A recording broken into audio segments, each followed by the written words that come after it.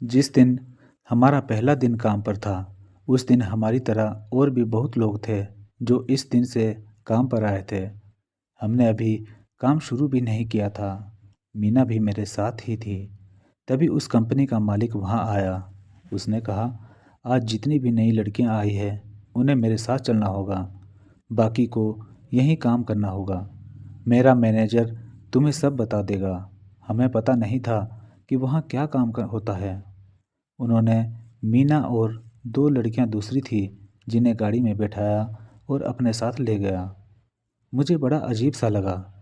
सोच रहा था ऐसा क्या काम होगा जिसे वह लड़कियों से ही कराएगा। अगले दिन फिर से कंपनी का मालिक आया और उसने उन तीनों में से सिर्फ मीना को ही बुलाया। मीना देखने में काफ़ी खूबसूरत तो थी ही, साथ ही उसका भरपूर बदन भी कमाल का था। पहले दिन जब वह तीनों लड़कियां मालिक के साथ गई थी, शाम को जब वह वापस आई तो मैंने मीना से पूछा, तुम क्या काम करने गई थी? लेकिन उसने कुछ नहीं कहा। सिर्फ हंसते हुए यह कहने लगी, मालिक ने हमें मना किया है किसी को भी बताने के लिए। और यह देखो, बहुत पैसे भी मिले हैं। काम से तुम्हें क्या लेना है? हमें तो बस पैसा कमाना है। फिर मैं कुछ नहीं कह सका, क्योंकि मीना के सामने मैं ऊंची आवाज़ में बात नहीं कर पाता था। मैंने दूसरी लड़कियों से भी पूछा, लेकिन उन्होंने भी मना कर दिया कुछ भी बताने से। अब तो मीना मालिक के साथ हर रोज़ खुशी खुशी गाड़ी में बैठ जाती थी, और जब वह शाम को आती थी तो थैलों में सामान भर कर लाती थी, और कुछ पैसे भी। यह सब मुझसे बर्दाश्त नहीं हुआ, और मैंने नमस्कार दोस्तों, कैसे हैं आप सब लोग? उम्मीद करता हूँ कि बहुत अच्छे से होंगे, और दुआ भी करता हूँ कि हमेशा अच्छे ही होने चाहिए। दोस्तों, मेरा नाम जगदीप है और मैं बिहार की राजधानी पटना से हूँ। मैं देखने में फ़िलहाल ठीक ठाक हूँ, और मेरी उम्र लगभग 24 साल की है। मेरे ही गांव में एक लड़की थी जिसका नाम मीना था। गांव में वह सबसे खूबसूरत थी। वह इतनी खूबसूरत थी कि दूसरे गांव के कई आवारा लड़के भी उसकी गली के चक्कर काटते थे, और उसकी एक झलक पाने के लिए आवारा पशुओं की तरह इधर उधर घूमते रहते थे। मेरा घर भी मीना के घर के सामने था। एक दिन शाम के समय मैं कमरे में बैठा था। मुझे गली में काफ़ी शोर सुनाई दिया। बाहर जाकर देखा तो काफ़ी भीड़ भी इकट्ठी हुई थी। कुछ आवारा लड़के आपस में ही झगड़ रहे थे। ज़्यादा तो समझ नहीं आया, लेकिन वह एक दूसरे को जोर जोर से कह रहे थे कि वह मेरी है, तेरी नहीं। लेकिन किसी का भी नाम नहीं ले रहे थे। इतना तो सभी को पता था कि वह सभी मीना को देखने आते थे, और यही आस रखते थे कि कौन उसे अपने जाल में फंसाएगा। उस दिन मैंने मीना को भी छत पर देखा। वह भी शोर सुनकर बाहर आई थी। लोग छत में खड़े होकर उन्हें देख रहे थे। कुछ औरतें तो यह कह रही थी कि किसी दिन हमारी गली में खून हो जाएगा। यह सब मीना की वजह से ही हो रहा है। इसके माँ बाप को इसकी शादी करा देनी चाहिए। इन लड़कों की वजह से हमें भी अपनी लड़कियों को अकेले बाहर भेजने से डर लगता है।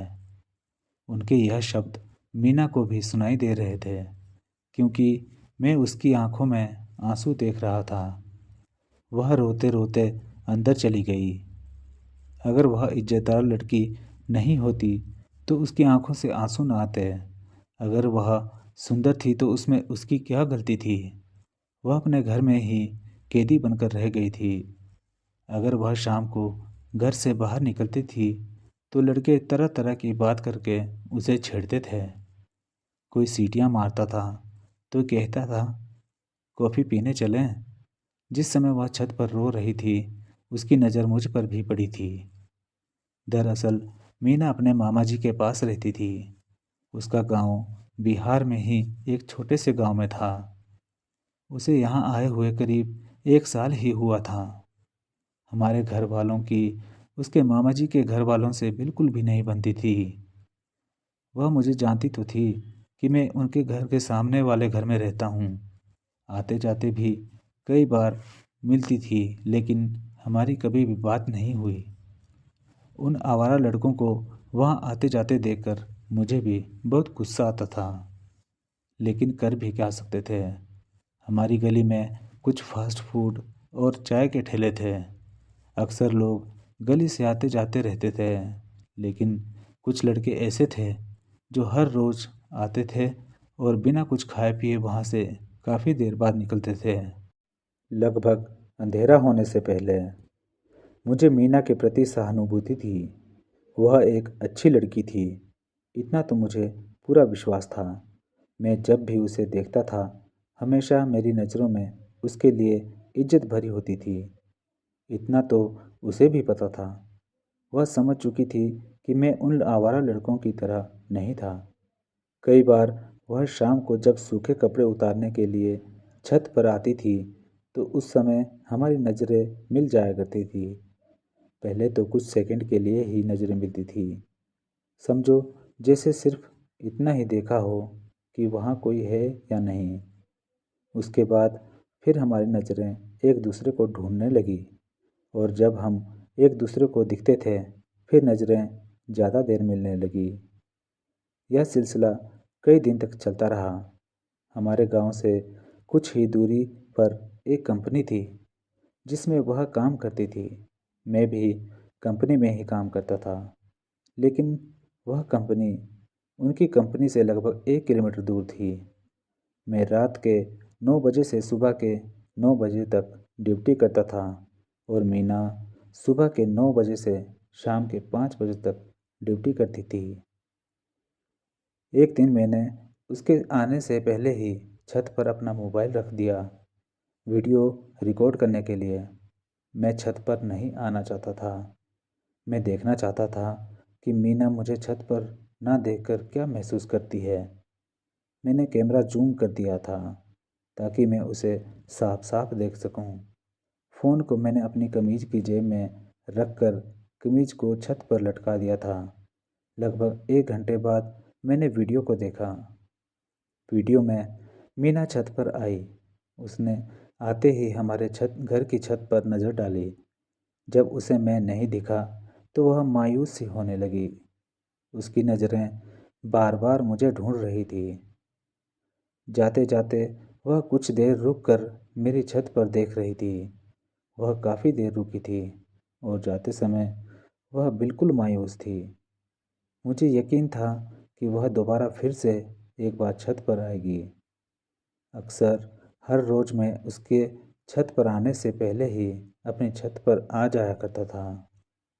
मैंने जब यह देखा कि उसके छत पर कपड़े लटके हुए हैं, तो वह पक्का आएगी।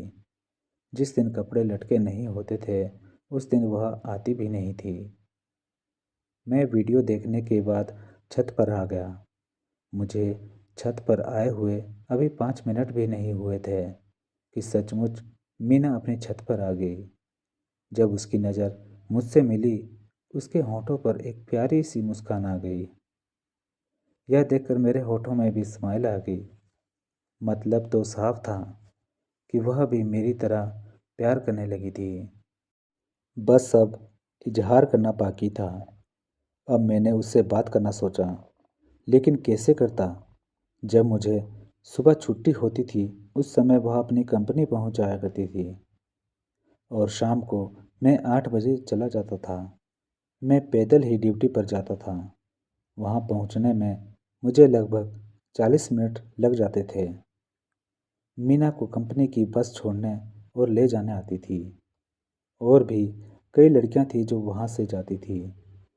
कंपनी की तरफ से यह सुविधा सिर्फ लड़कियों के लिए ही थी, लड़कों को नहीं थी।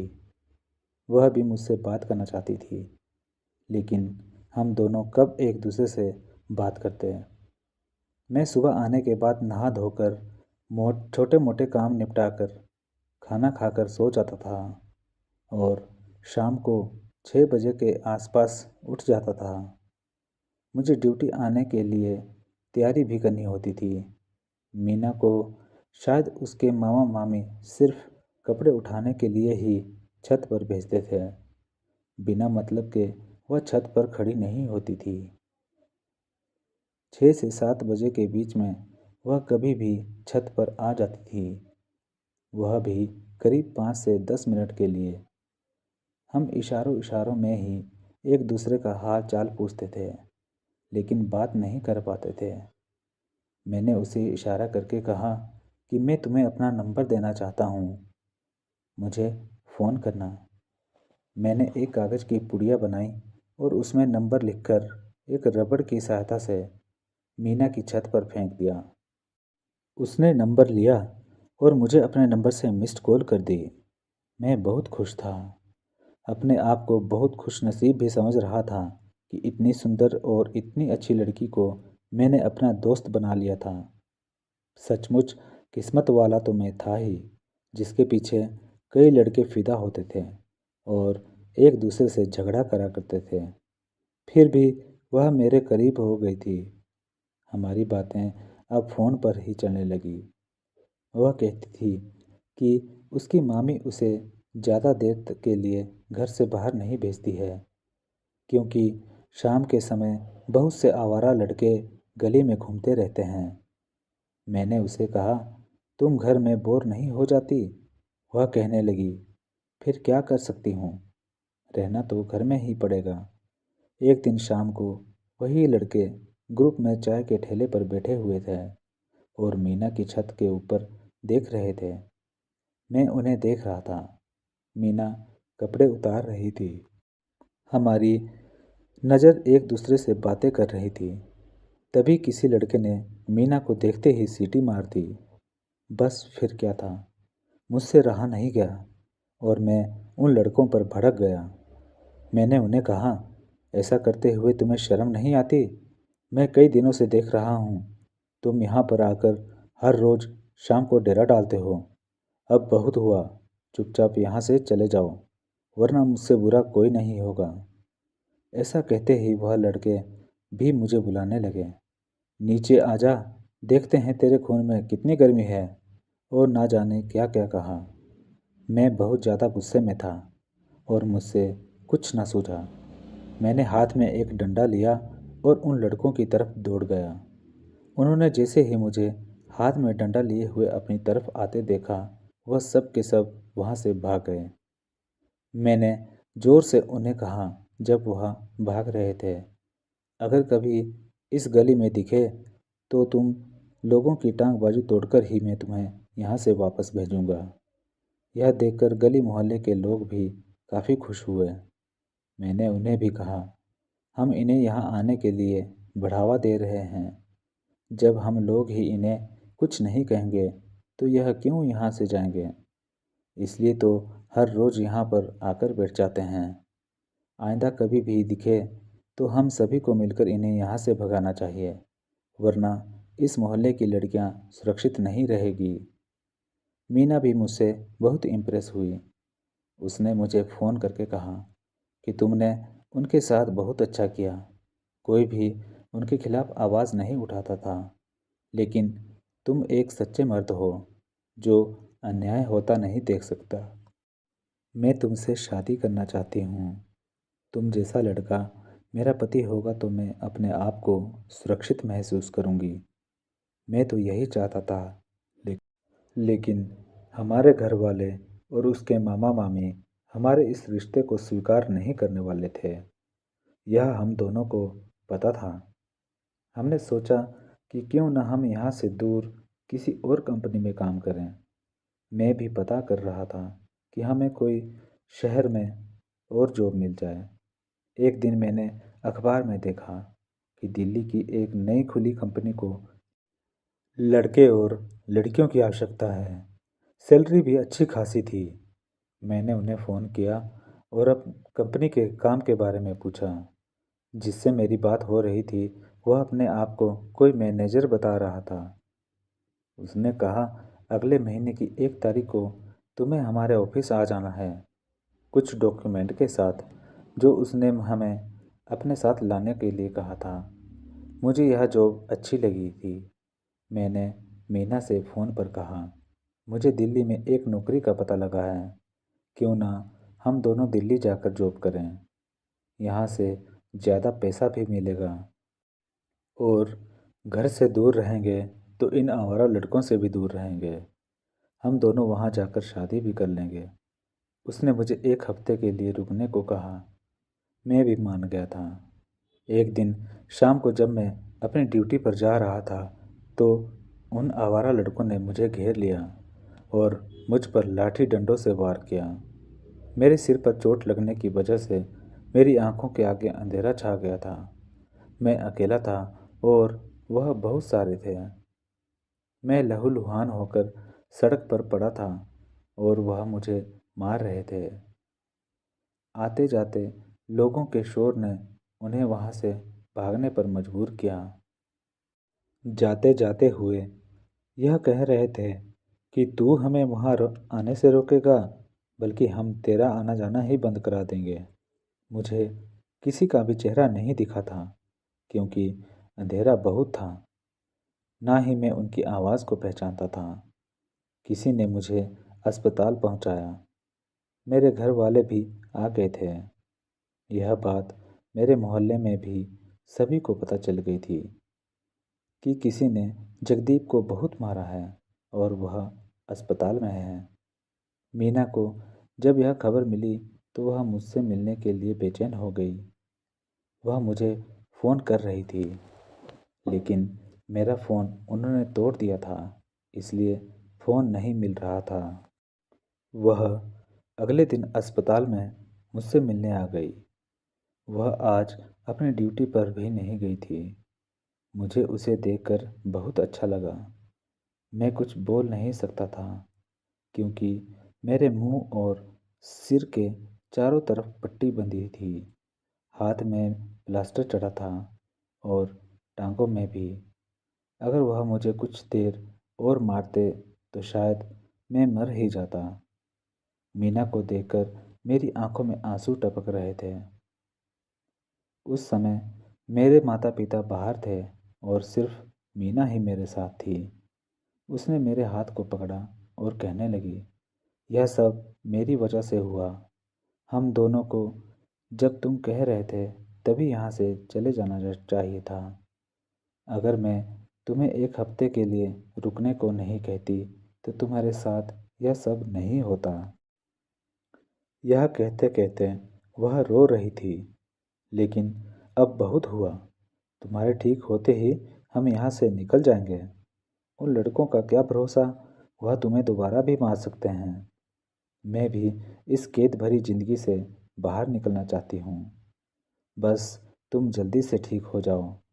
मेरे फ़ोन का कोई पता नहीं था कि वह कहाँ पर है, लेकिन अब वह किसी काम का नहीं था क्योंकि उन्होंने मेरे फ़ोन को बुरी तरह से तोड़ दिया था।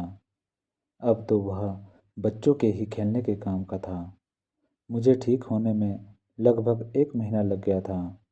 मैंने अब दूसरा फ़ोन ले लिया था, लेकिन दिल्ली की जिस कंपनी में मेरी बात हुई थी उनका नंबर भी उसी फ़ोन में था जो उन्होंने तोड़ दिया था। लेकिन वह अखबार का टुकड़ा अब भी मेरे पास था। मैंने उसमें से नंबर लिया और उस कंपनी में बात की। मैंने कहा, सर, मेरे साथ कुछ हादसा हो गया था जिसकी वजह से मैं दिल्ली नहीं आ पाया। हम दो लोग हैं। एक लड़की है जो मेरी मंगेतर है। हम दोनों को आपकी कंपनी में काम चाहिए था। मैं जानता हूँ कि हमने बहुत देर कर दी है, लेकिन फिर भी आपसे जानना चाहता हूँ कि क्या अभी हमारे लिए आपकी कंपनी में जगह हो सकती है। कंपनी के उस मैनेजर ने मुझे थोड़ी देर बाद फ़ोन करने को कहा। उसने कहा था कि पहले मुझे अपने मालिक से पूछना होगा, उसके बाद मैं तुम्हें बताता हूँ। थोड़ी देर बाद उसने मुझे वापस फ़ोन किया और कहा, सर, आप लोग बहुत लकी हैं जो तुम्हें हमारे मालिक ने अपनी कंपनी में जगह दी है। तुम्हारे अलावा भी 3-4 लोग और थे जिन्होंने हमें बाद में फ़ोन करके पूछा था। उन्हें भी मालिक ने उसी दिन आने को कहा है जिस दिन तुम्हें आना होगा। उन्होंने हमें 2 दिन बाद ही दिल्ली अपने ऑफिस बुलाया था। मैंने मीना से कहा, कि हमें 2 दिन बाद दिल्ली के लिए निकलना है। मैंने अपने घर में भी बात कर ली है। उन्होंने मुझे जाने की आज्ञा देती थी, लेकिन मीना को उसके मामा मामी ने जाने से मना कर दिया। मीना ने मेरे साथ दिल्ली जाने का निर्णय ले लिया था और वह अपने मामा मामी को बिना बताए ही मेरे साथ निकल जाना चाहती थी। हम दोनों 2 दिन बाद ही दिल्ली के लिए निकल पड़े। जब हम दिल्ली पहुंच गए तब मीना ने अपने मामा मामी को फ़ोन करके बता दिया कि वह अब दूसरी कंपनी में जॉब करने चली गई है। जहां जाने के लिए उसने उन्हें पूछा भी था, लेकिन उन्होंने मना कर दिया था। उसके मामा मामी उससे काफ़ी नाराज़ हुए। दरअसल मीना के माता पिता नहीं थे। वह अपने चाचा चाची के पास ही रहती थी, लेकिन उन दोनों का व्यवहार मीना के साथ ठीक नहीं था। मीना अपने माँ बाप की इकलौती संतान थी। वह काफ़ी छोटी थी जब एक कार एक्सीडेंट में उसके माता पिता की जान चली गई थी। तब से उसके चाचा चाची ने ही उसे पाला था। लेकिन उन दोनों की नज़रें उसकी ज़मीन जायदाद पर थी। जब मीना 18 साल की हो चुकी थी तब उन्होंने उसे काफ़ी टॉर्चर करना शुरू कर दिया था। वह उसे मार देना चाहते थे ताकि उसकी सारी ज़मीन को हड़प सकें। वह अपनी जान बचाकर वहाँ से भागकर अपने मामा मामी के पास आ गई थी। उसे इस बात की खबर लग गई थी कि उसके चाचा चाची कभी भी उसे मार सकते हैं। तभी उसके मामा मामी उसे घर से बाहर ज़्यादा नहीं घूमने देते थे कि कहीं फिर से उसके चाचा चाची उसे जान से न मारने की कोशिश करें। आखिर वे दोनों भी उसका भला ही सोचते थे। खैर, जब हम दोनों दिल्ली उस कंपनी के ऑफिस में गए, हमने वहाँ पर अपने डॉक्यूमेंट जमा किए। उन्होंने हमें अगले दिन ड्यूटी पर आने के लिए कहा। उस दिन हमने अपने लिए एक कमरा तलाश किया और हम दोनों कुछ ज़रूरी सामान बाजार से लेकर अपने कमरे में आ गए। मीना को अपने नज़दीक देखकर मुझ में कंपन सी हो रही थी। हम दोनों एक ही कमरे में रहने वाले थे। यह एहसास ही मुझे बहुत खुश कर देता था। मीना से बात करने के लिए भी लड़के तरसते थे, लेकिन आज मीना मेरे साथ एक ही कमरे में थी। मैं मन ही मन बहुत खुश था। हम अपने साथ जो पैसा लेकर गए थे, उसमें से हम थोड़ा ही सामान खरीद सके। बाकी का पैसा हमें पूरे महीने गुजारा करने के लिए रखना था। हमने एक कंबल, एक गद्दा, एक तकिया और एक रजाई ली थी। छोटे मोटे कुछ बर्तन भी लिए थे और महीने भर का राशन भी। आज की रात हम दोनों अलग अलग सोए थे, क्योंकि ठंड तो बिल्कुल भी नहीं थी।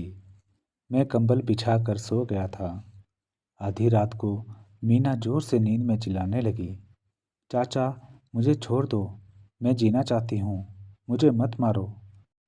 मैंने कमरे की लाइट जलाई और उसे होश में लाना चाहा, लेकिन वह नींद में ही बड़बड़ा रही थी।